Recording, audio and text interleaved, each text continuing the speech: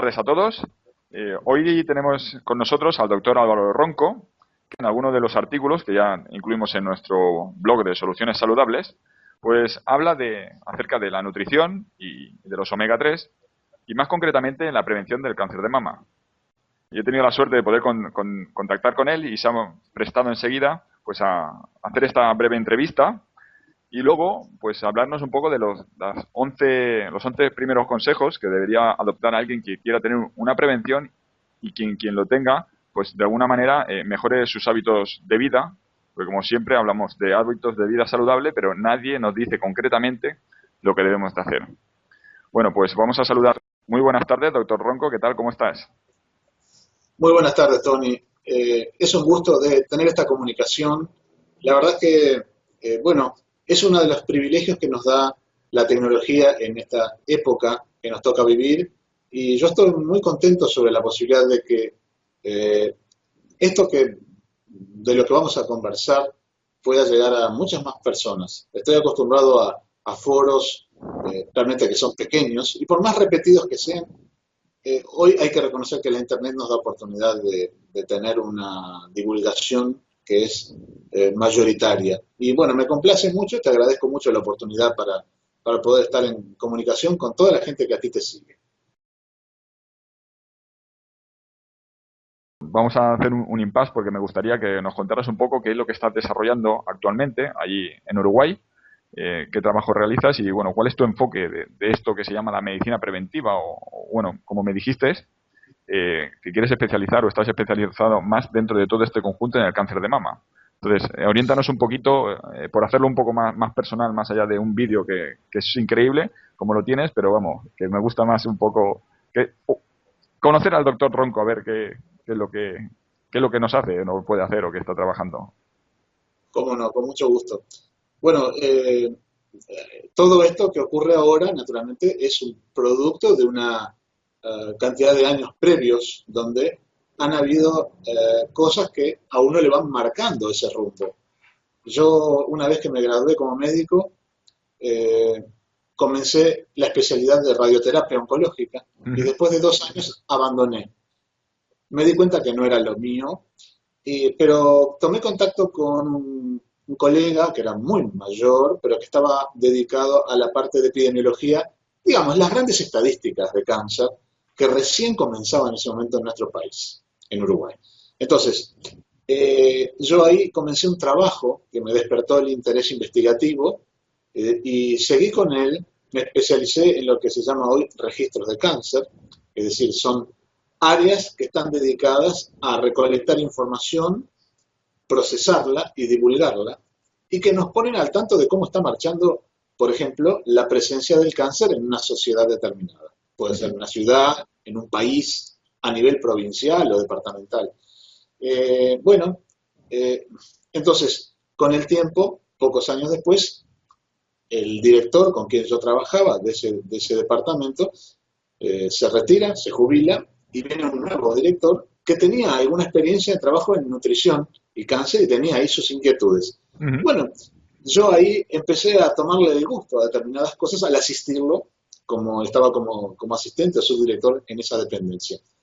El tema del cáncer de mama surge también porque la planta física donde uno estaba trabajando estaba vecina a donde había un programa nacional de cáncer de mama. Y bueno, me convocan para trabajar, visto que uno manejaba algunas herramientas estadísticas. Pero creo que fue en ese momento, estoy hablando ya ahí del año 92, o sea, hace 20 años justo, en ese momento es donde yo consideré que el cáncer de mama era el mayor desafío intelectual que tiene la oncología. Uh-huh. Porque tenía ciertas dificultades propias, no solamente porque involucra muchas mujeres, es el cáncer más frecuente de la mujer en el mundo, no es solo por eso, sino porque además, yo digo siempre, no es un cáncer que sea tan fácilmente prevenible, como es el caso del cáncer de pulmón, donde uno, si suprime el consumo del cigarrillo, el tabaquismo, corta 85 o tal vez 90% de lo que es el impacto de la enfermedad. No es tan fácilmente prevenible, ni tampoco es tan fácilmente, ¿cómo podría decir? No es tan fácilmente visible como puede ser un cáncer de cuello de útero. Entonces, la forma de cómo se presenta toda la biología que está involucrada, lo torna muy difícil, sigue siendo un gran desafío. Entonces, ¿qué pasa?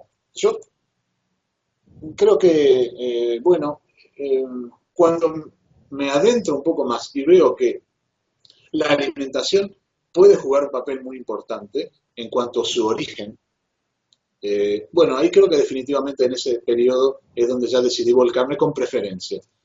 Hemos trabajado en forma compartida. En el Uruguay no se puede tener un trabajo de investigador full time, más allá de que tuvimos una década entre el año 90 y, vos decís, entre el 93 y el 2003, donde pudimos sí trabajar, en ciertas condiciones, y trabajamos a full, pero después, a partir de una seria crisis que hubo, todas las condiciones se cayeron. Entonces, hoy sigo trabajando en otro marco, estoy en un hospital público, también Ujú. estoy con una universidad privada, pero en el hospital público yo decidí comenzar trabajos que son sobre lo que llamamos antropometría. Esta palabra, que para muchos puede ser extraña, es las mediciones corporales.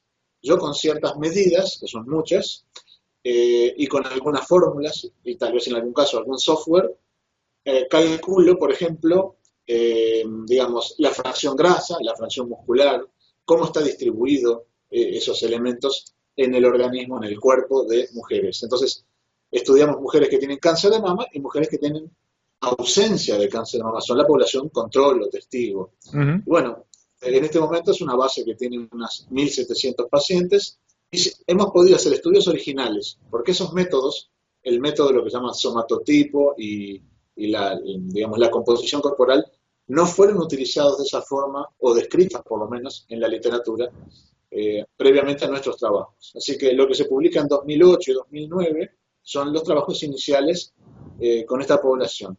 Después, bueno, hemos seguido y estamos tratando de combinar factores de lo que es la historia previa, el conocido síndrome metabólico, Ujú. el valor que tienen como el sobrepeso, la diabetes, la hipertensión arterial, un perfil lipídico alterado, cómo se combinan.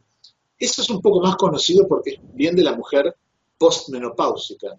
Pero lo último, para redondear, es Sí. que yo estoy teniendo particular énfasis hoy en la mujer más joven, en la premenopáusica, porque es en esa franja de edades, en las mujeres jóvenes, donde hay menos publicado respecto a temas nutricionales, donde se le da mucha importancia a lo genético como si fuera un gran determinante, lo Ujú. es, pero para un porcentaje muy pequeñito, 2 a 5% de las mujeres, nada más, donde puede haber elementos genéticos claros.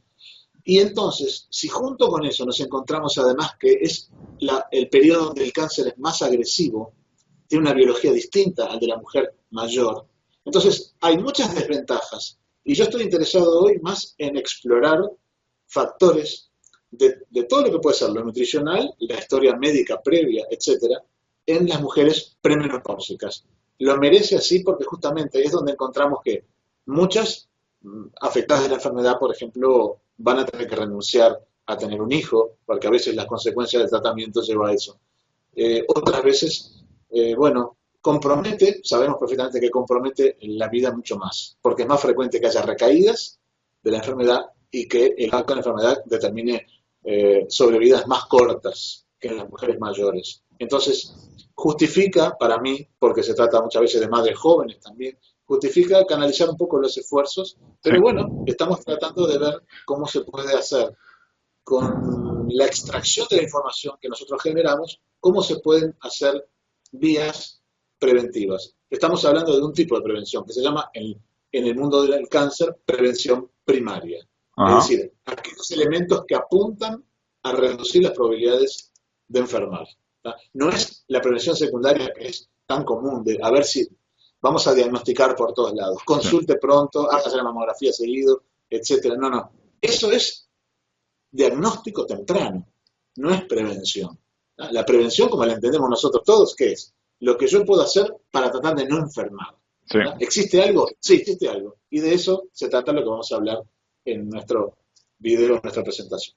Pues te lo agradezco de corazón. Hay una de las cosas que has comentado, que mucha gente cuando dice, no, es que mi genética, y me gustaría que incidiéramos en el sentido en que creemos que porque siempre normalmente lo achacamos a que no, es que nuestra genética marca que esto tenga que ser así y le echamos culpa eh, a ese o por echarnos las culpas fuera de lo que es en sí el tener una actitud o tener responsabilidad de uno mismo en lo que ingiere o no ingiere, hablando de nutrición, pero cuando dices, sí que lo he oído en muchas ocasiones, no es que mi genética viene determinada por esto. Bueno, sí puede venir determinada, pero sí que podemos hacer algo sobre eso. Lo que me Sí, gustaría exactamente. reincidirlo y que recalcaras y que al fin y al cabo es por ¿Cómo lo que no? trabajamos y estamos haciendo. ¿Cómo no, Tony? Es así, es verdad. Hay algunos genes muy conocidos en lo que es el tema del cáncer de mama, y bueno, que si se los tienen mutados, representan la probabilidad de 50 hasta 85% de que una mujer desarrolle el cáncer. Nunca es el 100%. ¿Tá? Convengamos eso, nunca es el 100%. Y como me ha dicho un colega que es genetista además, Ujú. con el que yo aprendí, el concepto es, los genes no son nada sin el ambiente.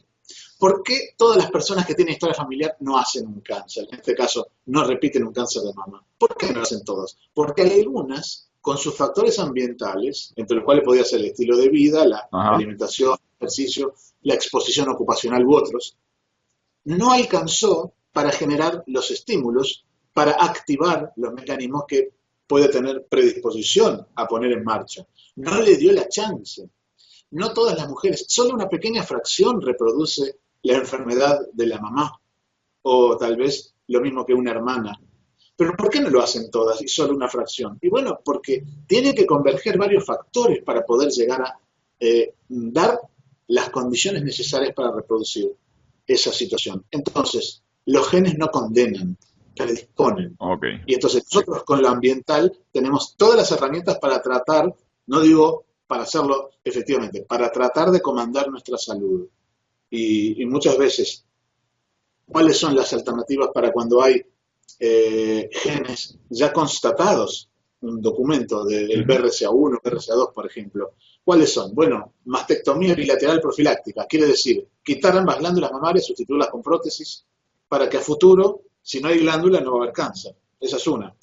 Someterse a una quimioprevención, tomar un fármaco de por vida, expuesto a qué? A los efectos secundarios que pueden venir del cáncer en otro órgano, pueden ser problemas vasculares, etcétera. Nunca aparece la prevención nutricional o de estilo de vida, pero existe, porque con lo que hemos visto, nosotros podemos prevenir 2 de cada 3 casos con un estilo de vida adecuado. Es obvio que si alguien recibe una sugerencia de un medicamento, el médico antes habrá tenido que valorar riesgos y beneficios y planteárselos a la mujer.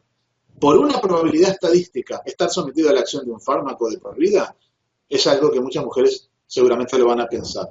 Pero recomendarles una dieta que es saludable. ¿Tá? Hasta ahora no hay estudios científicos que muestren que una dieta saludable aumenta los riesgos de la enfermedad que estamos tratando de prevenir. Así que, como yo digo, en algún artículo lo he terminado así, no hay impedimentos éticos ni médicos para no aconsejar una dieta saludable a fin de tratar de prevenir un cáncer como el de mama. Pues, pues aclarado está. Cosa que me alegro y que bueno, pues como estábamos comentando hace un ratito, vamos a pasar, o nos despedimos en esta pequeña introducción para pasar a hablar sobre las 11 primeras pautas o consejos que el doctor Ronco da para, pues eso, mejorar la calidad de vida de aquellas personas que quieran prevenir ese cáncer de mama o de quienes ya lo tienen, pues que puedan mejorar, porque al fin y al cabo todo lo que sume y no sea negativo, pues bienvenido sea.